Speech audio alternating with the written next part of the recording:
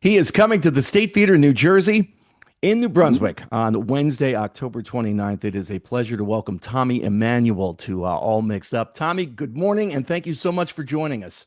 Thanks for having me, Jim, and looking forward to it. The State's a great place to play. So, I was going through some of the stuff on your website, and you and I have something in common, and that is we both use the exact same digital tuner. How come I don't sound like you when I play? Yeah, you would have thought that that would be enough to make us like identical, but you know more about being on radio than me, so you know. Well, maybe. I think that's debatable. In fact, talking about the stage gear that you use, you don't use Yeah, a lot of effects, do you? I have no effects on stage whatsoever. My sound man, Steve, has who has been with me for a long time. He does all the reverbs that I need, any delay, anything like that. It's all coming from the desk, and that's really keeps it simple. On stage, my sound is just completely dry, right? But I can hear what's going on in the PA, in the sound system from the stage. Um, and that gives me a good feeling, I can hear it out there, but I don't need it right here on stage, um, because I don't need anything to get in the way of me hearing the accuracy of what I'm trying to do. You know what I mean? Yes. So, yeah. So the less the less things that you plug into before it goes into the sound system, the better your signal is going to be. It's not going to be affected by digital stuff that's going to squash it or thin it or um, change it really. So I'm coming direct from a preamp, which is going straight into the PA, and that's the kind of meat and potatoes of my sound, right? And and then I have an amp on stage, and I'm coming out of the amp into the PA as well. So the little preamp gives me this kind of warm, rich, big round sound, and then the amp gives me all these other frequencies and kind of adds some kind of grit around the sound, you know. And it's a similar principle to when you're recording just with microphones in the studio.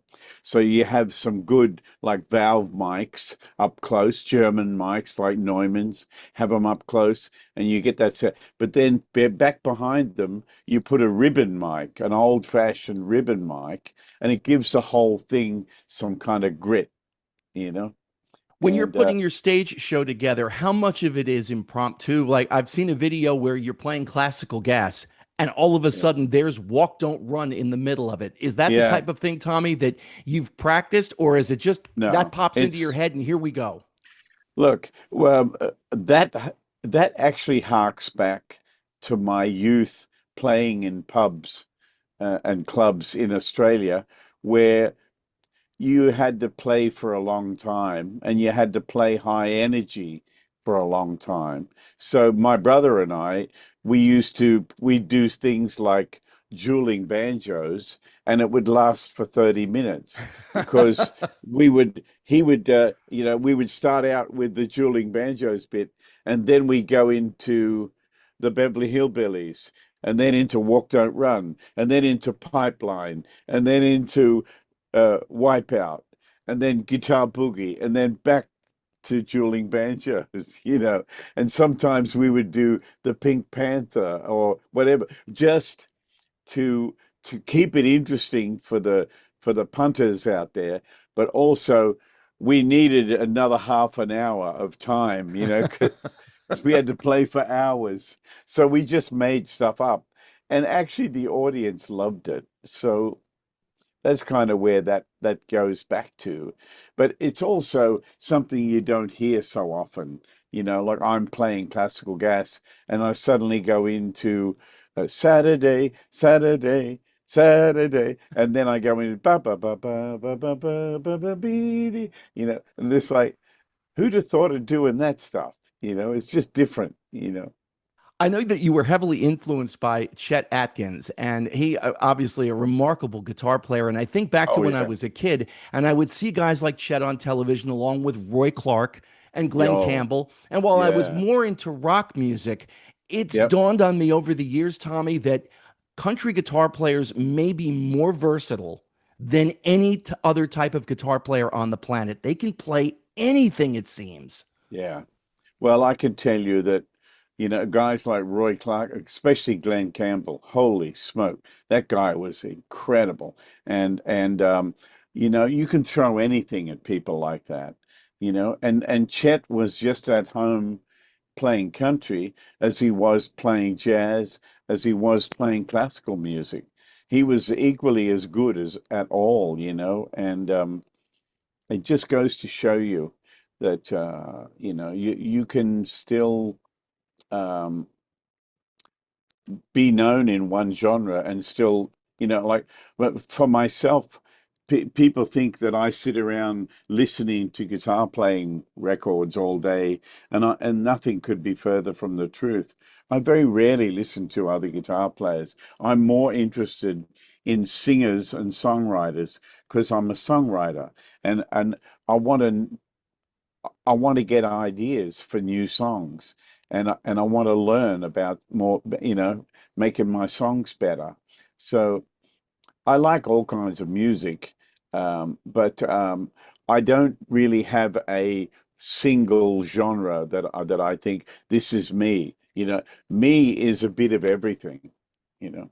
In watching you play, one of the things that comes to mind is remind me of an elite athlete, Tommy. And what I mean by that is elite athletes make whatever sport they're performing in look so incredibly easy, almost effortless. Mm, And obviously, it's not. It takes an incredible amount of time. How much mm. practicing do you do to sound so effortless? Well, these days, because I'm traveling so much and I'm doing so many shows, I don't get to have like a practice routine.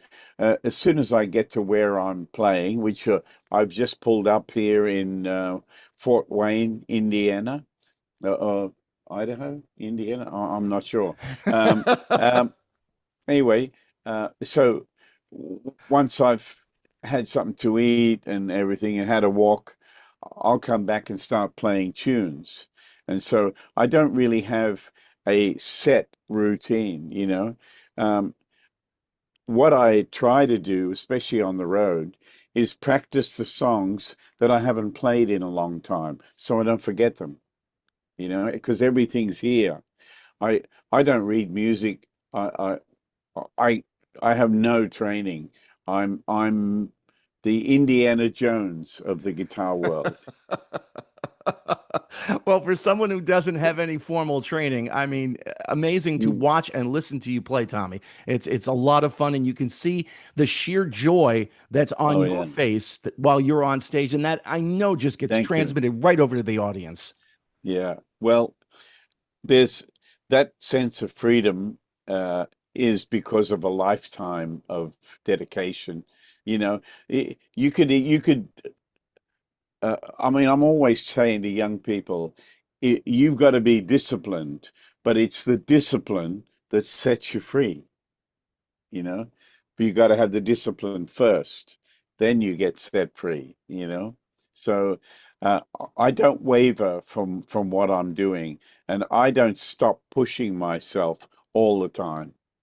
I made the comparison to sports. I coach youth baseball, and in fact, was just doing a workout with some young middle school players the other day, and we were teaching them this is the way it's done, like proper technique. This is what you're going to do. And then I Hmm. stopped and I said, but you know what? At some point, your athleticism is going to kick in, and you're not going to do what I just told you, and that's okay. Because you Yeah, need to be able to think in the moment and make an adjustment. And I see that with musicians all the time. yeah, exactly. But that what you're talking about is what gets you to that point. You can't get to that point to get that freedom. So, yeah. The other day at my guitar camp, somebody asked me, why don't you play any Eagle songs?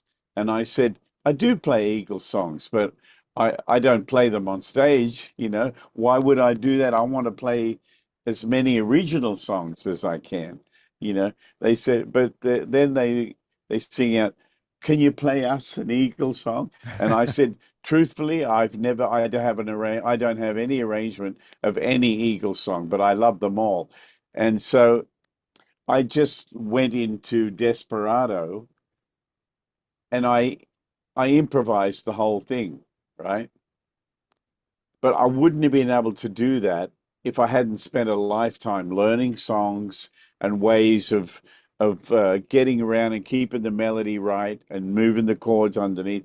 If I hadn't done that all my life, there's no way I could have done that. And people said, "Oh my God, that's a beautiful arrangement." I said, "Oh, well, I'd have to go back and work on it and make it a lot better." But and I'd never played it in my life, but it's because I was free to try, you know? You mentioned the Eagles. In fact, we just had Bernie Ledden, one of the original members, on a Oh, I couple of love weeks Bernie ago. Ledden. And Yeah, and again, a guy who comes from country roots, but could play so many different styles of oh music. An yeah, amazing yeah, player, absolutely. And he was a good bluegrass player too.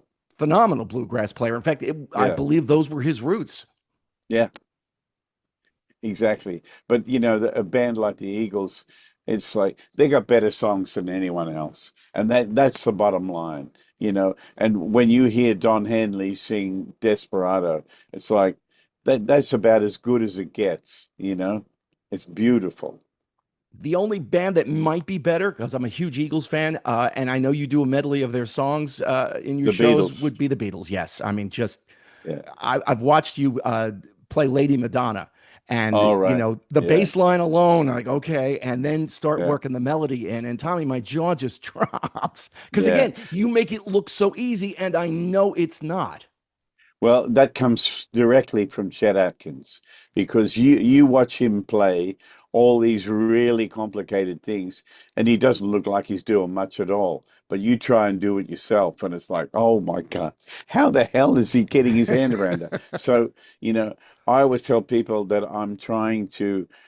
I don't think of it as like the bass part, the melody part. I think of it like here's the piano part, here's the singing part. So I try to equate it that way, you know. And it's a lot of fun to watch. We should point out the new album, "Living in the Night," your 27th studio album, along with so many other live Thank you. albums and compilations that you've done, and coming to the State Theater, New Jersey, in New Brunswick on Wednesday, October 29th. You can find all Mm. things about Tommy on his website at TommyEmmanuel.com. Tommy, thank you so much for your time this Oh, morning Jim, here on thank All you. Mixed Up. It's great to talk with a fellow guitar player too. This is pretty rare because, most guys on air say, "Hey man, do you do any Hendrix?" Stuff like that. So you're you're a big winner in my circle, mate. I tell you Well, thank you that. very much for those kind words. Thank you, Jim, and look forward to seeing everybody at the State Theatre on the 29th.